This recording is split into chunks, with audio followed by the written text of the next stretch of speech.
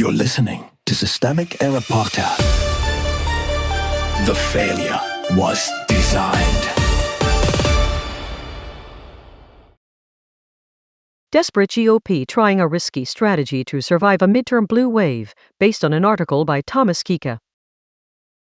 Trump is the liability, and Republicans are carrying him anyway. The Riedel power structure. The Hill's central fact is simple.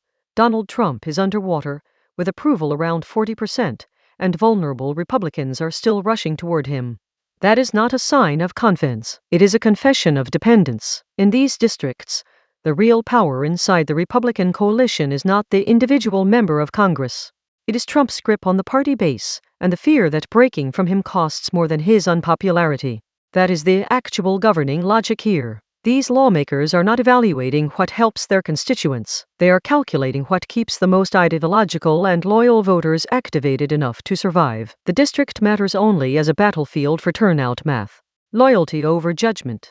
Rupp. Ryan McKenzie said the quiet part out loud. Trump does drive Republican turnout, so the goal is to get everybody getting out to vote. That is not a defense of Trump's record. It is an admission that Republican incumbents believe their best path runs through the same figure who could drag them down in the general electorate. The strategy is revealing because it collapses the usual political self-preservation instinct. A party with a normal relationship to reality would distance itself from a president with soft approval in swing territory. These Republicans are doing the opposite because the party's internal discipline is stronger than its external appeal.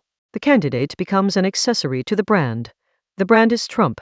The framing is too polite. Calling this a risky strategy is journalistic understatement bordering on euphemism. Risky for whom? Not for Trump. He has already converted the Republican Party into a loyalty machine that forces vulnerable members to choose between district survival and factional approval.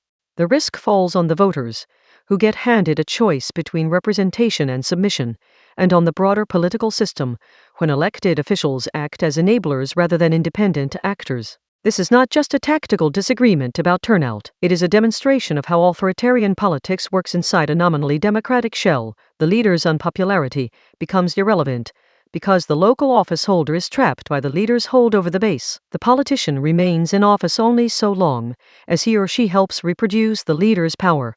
The smaller cowardice inside the larger one. Mike Lawler's line about having to engage with and deal with the presidents is the softer version of the same pathology. It presents attendance at a Trump event as routine institutional professionalism. It is not. In this context, showing up is a choice to normalize the man and launder his unpopularity into ordinary governance. That is how the party hides the choice it is making. It dresses obedience up as pragmatism. It calls complicity working with the president. It treats a political liability as a constitutional inevitability. The effect is to blur responsibility and make deliberate alignment look like forced etiquette. What this reveals, the larger pattern is not that Republicans are divided over tactics. It is that the party remains structurally unable to separate itself from Trump even when he is dragging down vulnerable members in swing districts. The coalition is so organized around his person that fear of his base outweighs fear of the electorate. That should be read plainly. This is not a healthy conservative party making hard choices under normal conditions. It is a political operation trying to survive the consequences of its own captured leadership. When a party embraces an unpopular president because it cannot afford to offend the people he radicalized, the problem is no longer messaging. It is institutional decay. You've been listening to Systemic Error. Thanks to AlterNet for today's article. With the automated voice of Lesak, thanks for listening.